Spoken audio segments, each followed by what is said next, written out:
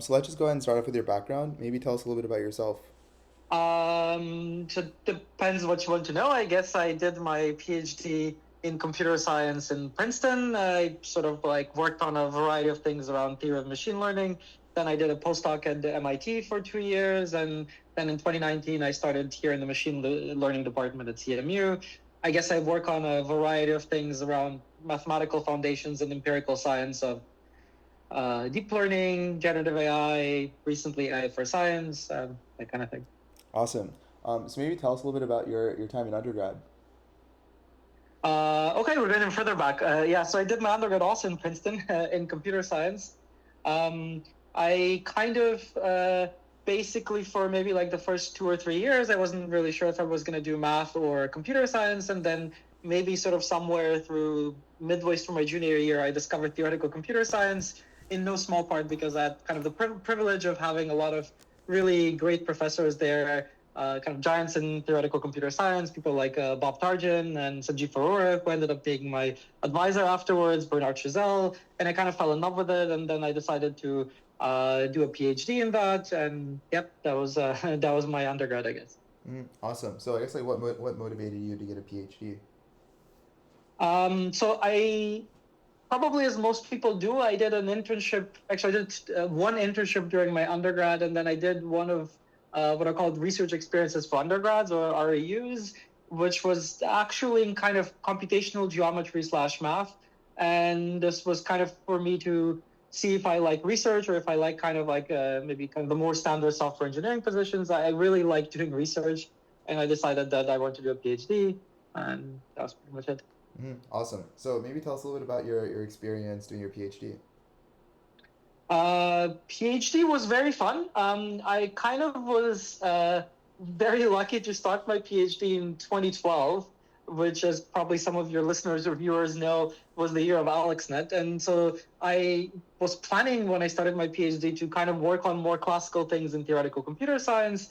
But sort of like a lot of the people who worked on algorithms in Princeton at the time, I think kind of got the sense that this is going to be like kind of a very new, interesting thing, both from kind of like a conceptual development of kind of mathematical machinery, kind of understanding of this kind of like new methodology, and also it was kind of going to be impactful. Though I don't think anybody at the time quite foresaw how impactful it'll be.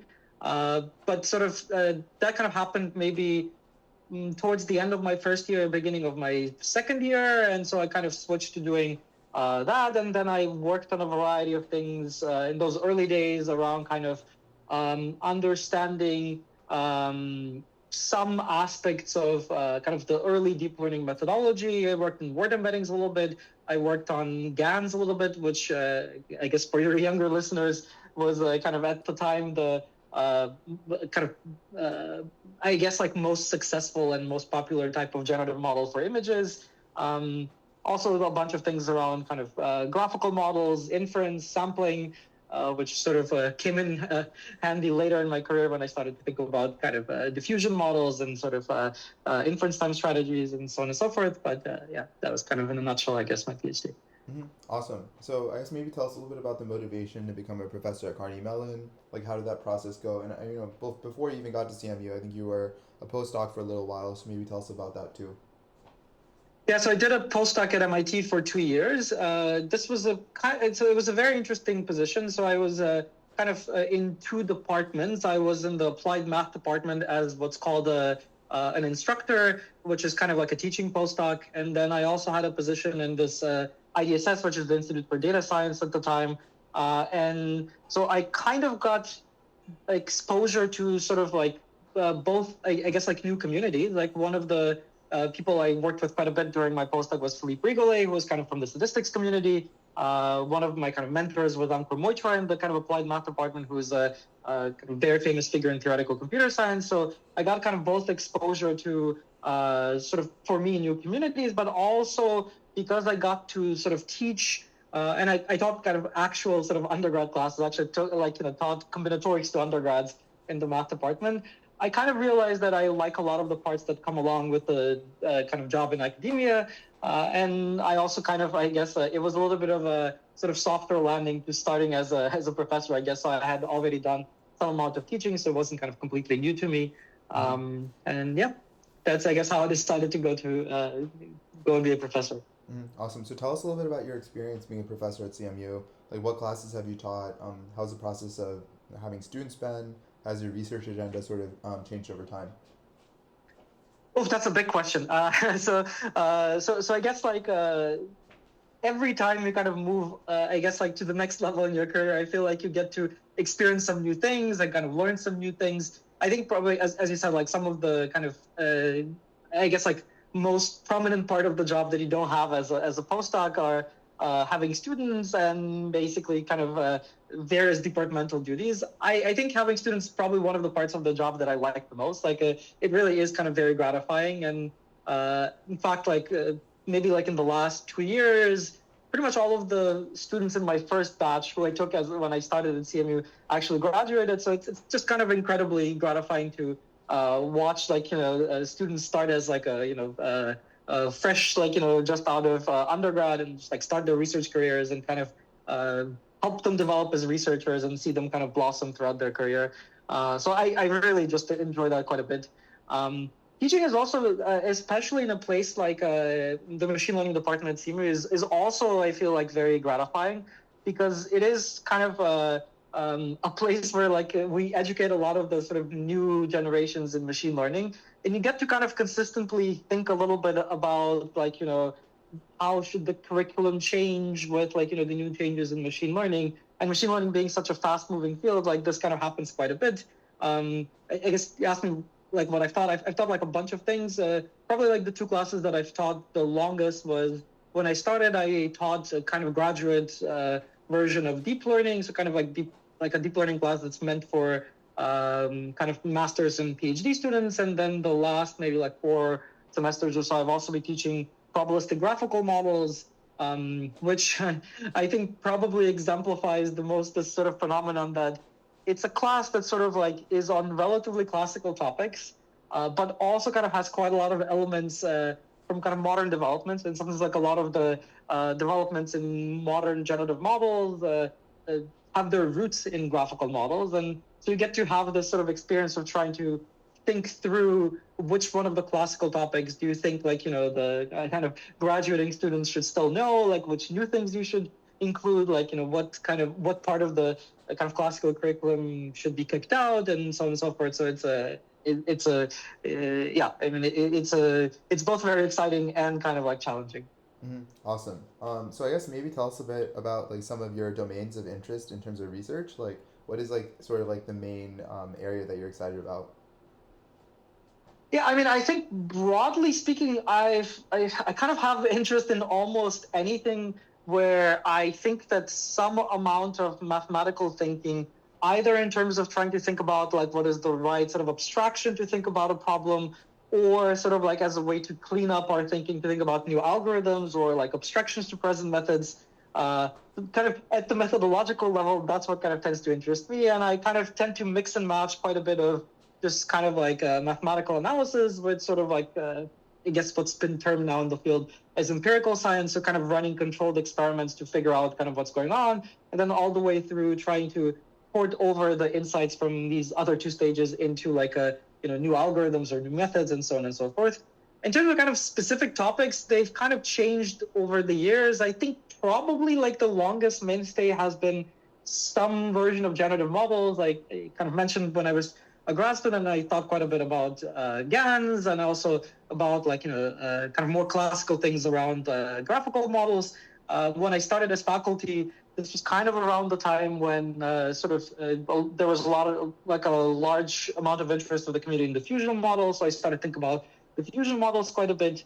The nice thing about also being faculty is you can get to explore new things with students. So kind of also around the time when I started as faculty, I also started to get interested around what are kind of the right ways to think about out of distribution generalizations. I started to think a little bit about, at the time, there was a popular kind of class of methods based on, or like maybe loosely inspired from causality, based on kind of finding invariances in the data. So I kind of worked on that a little bit.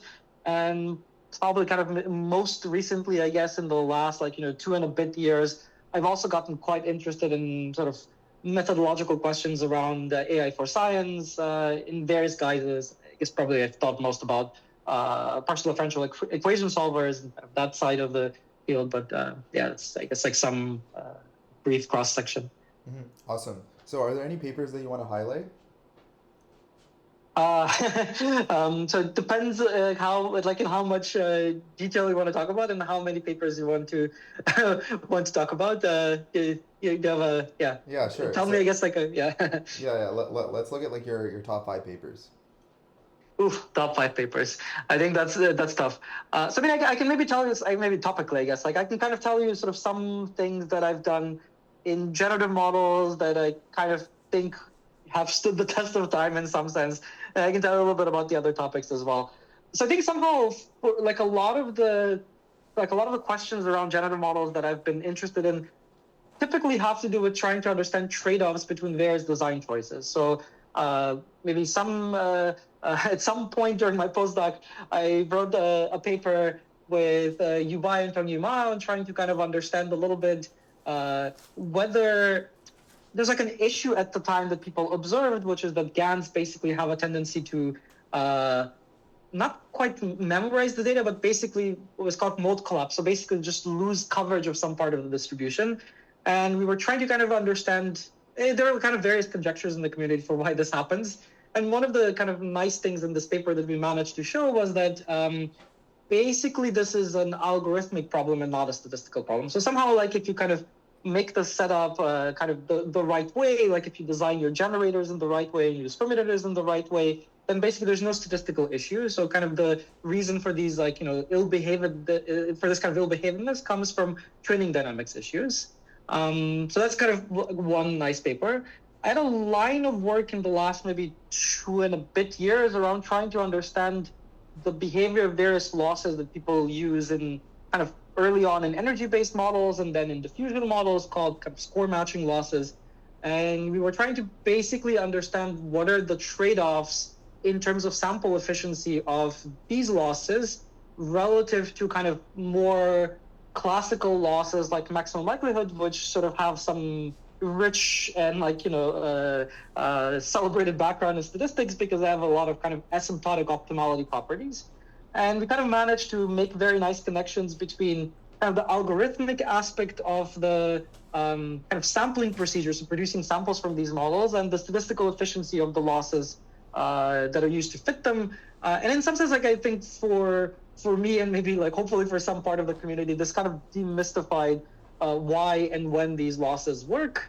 So that's kind of also something that I was quite interested in and quite proud of. Maybe I can say like one thing in the kind of line of work on out of distribution generalization that came out was a paper that I wrote with Pradeep Ravikumar and Alon Rosenfeld, who was our joint student at the time, who was graduated since. So what we were doing was we were trying to understand a kind of class of losses that were supposed to deal with kind of like shifts in the distribution from, as I said, like causality inspired view. Then maybe the token loss like this is what's called IRM or invariant risk minimization. And there's like around this time, there was quite a bit of excitement in the community around the potential of these losses. And like a bunch of people started to come out with like variants of these losses. But there's kind of not really a good language to even talk about when these things work and how well these work and like is one variant better than another. And so one of the nice things that we did in this paper was that we kind of, I guess like sort of put forth a very natural formalism to kind of point out, well, one, so we can kind of like formally speak about how well these methods work. And two, to kind of like point out that they actually kind of work much worse than people thought that they work in some appropriate formal sense. For the listeners who are kind of familiar with this is it's some notion of the amount of data that the method needs, but it's not quite like samples. It's basically number of environments or data distributions. So these are kind of methods that you imagine you train them on multiple different data sets or multiple different data distributions. So some kind of natural notion of efficiency is how many of these data sets you need to see. And what we basically showed is that they're kind of not much better than some very kind of simple baselines, which kind of fortuitously coincided with some empirical work that also came out at the time that basically said that if you kind of fairly evaluate these methods, they don't really work all that much better than some kind of very simple baselines. And again, kind of going back to methodology, this kind of pointed out this very it's kind of like the type of thing that I like, where kind of mathematical clarity and sort of thinking about the right way to phrase the question sort of elucidated what's going on and when things work and when they don't work. So maybe that's something I can mention on the line of kind of out of distribution generalization. I can mention several things around the kind of AI for science space. Perhaps like one thing I'll kind of give a shout out is a relatively recent paper that I did with one of my former students, Tanya Marwa, a former master's student, Ricardo at CMU, and Albert Gu, who's a colleague here at CMU, where we're basically trying to understand some notion of explicit memory and how it helps with solving PDEs. And again, sort of like somehow the rule line here was that we had some kind of mathematically inspired way to think about settings in which you would kind of expect some notion of explicit memory to help you with performance, and also some kind of mathematically inspired way for how to actually implement this memory. And indeed, we kind of demonstrated on a lot of the kind of benchmarks that people care about, in the sort of settings that the theory kind of predicts. You do in fact get improvements for this kind of explicit way of encoding memory. Gotcha. Awesome. All right. So moving forward, you've clearly advised a lot of different students. You've been involved with research for quite a while as well. What would you say are some the high level takeaways of what sort of makes a good researcher, especially in some of the areas that you work with? Oh, that's a very big question. So, I mean, I can tell you sort of what I sort of usually try to help students do, and some this is going to be a non-exhaustive list, some kind of Sure. some things that I think are helpful. So I think in some sense what I very often noticed is that especially in the early years of PhD, maybe the first sort of 1 or 2 years, I think kind of my main job, I think of my main part of my job as an advisor to try to help students kind of discover what their superpower is.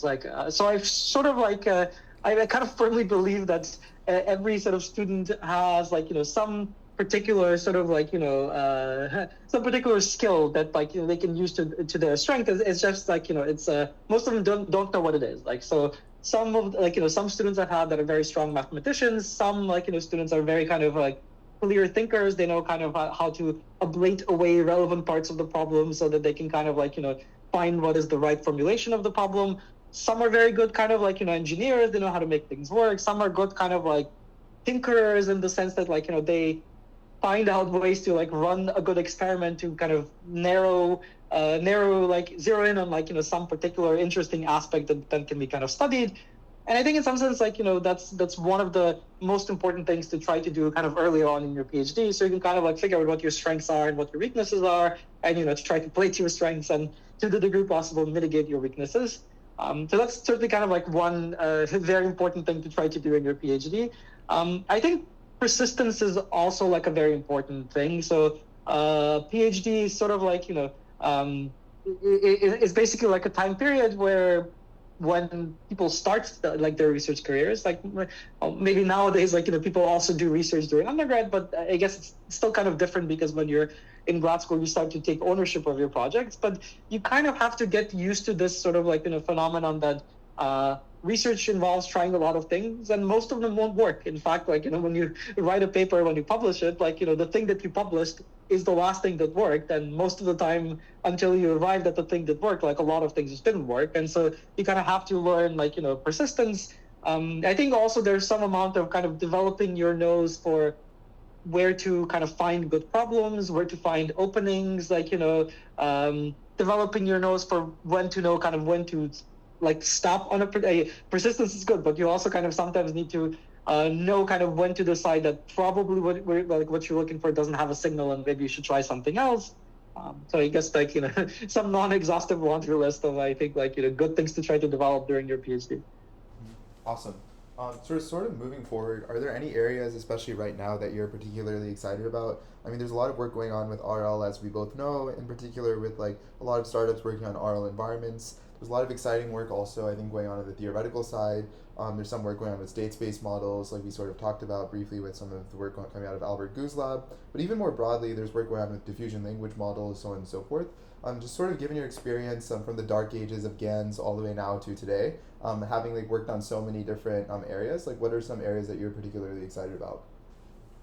I mean, you hit upon some of them. I think somehow like my particular predilection for what kinds of things I like usually have to do with trying to sort of like zero in on places where I think at least some amount of mathematical thinking would be helpful, and where sort of some methodological developments are likely sort of like the thing that will move the needle rather than just sort of like engineering. And this is just like there's nothing bad about like, in fact, like engineering oftentimes is what makes the biggest difference. But just my personal kind of preference is to look for things where I think there's like, there's some amount of mathematical interest and like certainly some amount of kind of methodological improvements. I am quite interested in sort of maybe like, broadly construed inference time algorithms, mostly because I think this is like kind of a lot of the problems and algorithms people design have this kind of flavor of what people with kind of a background in theoretical computer science would call kind of algorithm design with oracles. So you kind of imagine you have multiple models, maybe like a kind of a generator or a proposer and a verifier, and then you kind of try to combine them in some ways to get a good algorithm, and you kind of want to minimize how many times you call like the expensive oracle. Maybe it's like it's a generator or something.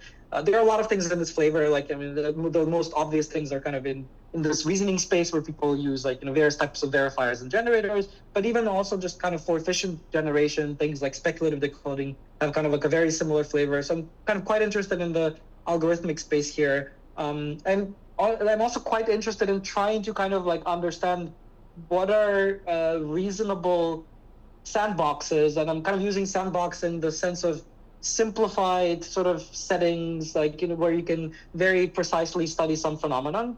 So kind of what are sandboxes to try to understand when is RL important relative to just, just doing more standard things like SFT or something? What are the strengths of RL? What are we kind of missing in terms of the toolkit there?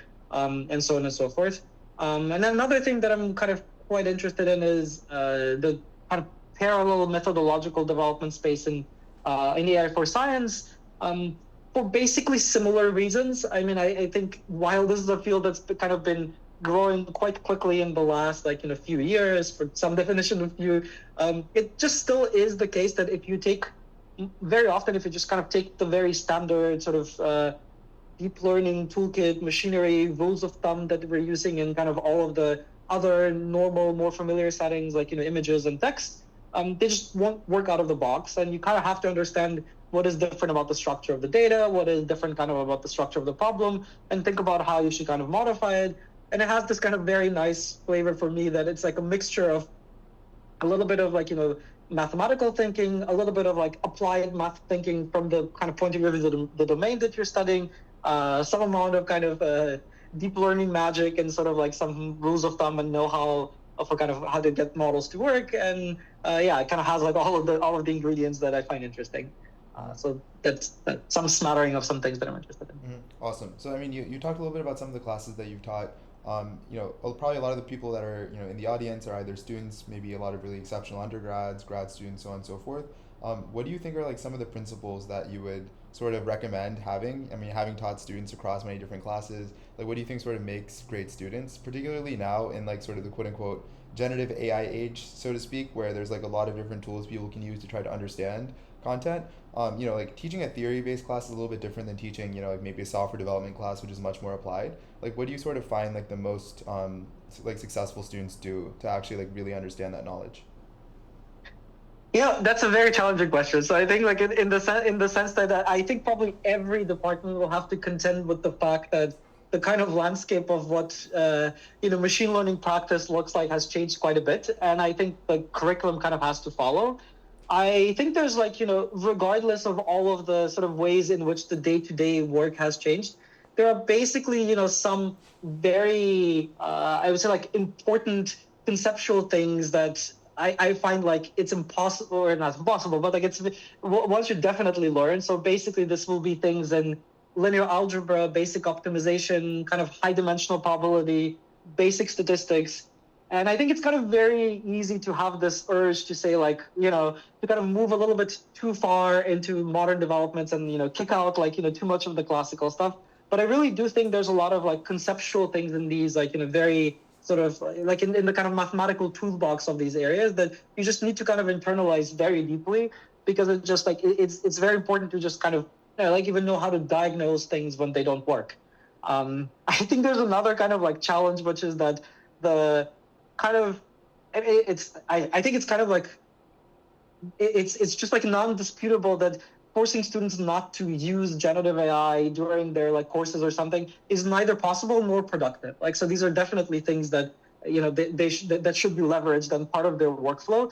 There is like this challenge that a lot of us like who learned a lot of the sort of standard machinery and like the standard classes prior to the time of Gen AI, we kind of like in some sense learn how to be good generators. Like now you can kind of get away with being a good verifier, but there is this kind of like question of if you need to be a good verifier, what's a good way to learn how to be a good verifier without learning how to be a good generator? And I think like somehow I do think there's kind of like value to for like these kind of core principles that you should learn. Like you kind of like force yourself, even though you have at your disposal like all of these like Gen AI tools, to learn how to do them, because like you just need the conceptual scaffolding for like a lot of subsequent things. Mm-hmm. Awesome. Yeah, I think that all makes a lot of sense. Awesome. Well, without further ado, we have the amazing Andre. Thank you so much for coming on the podcast. Really appreciate it. Thank you for having me. That was a lot of fun.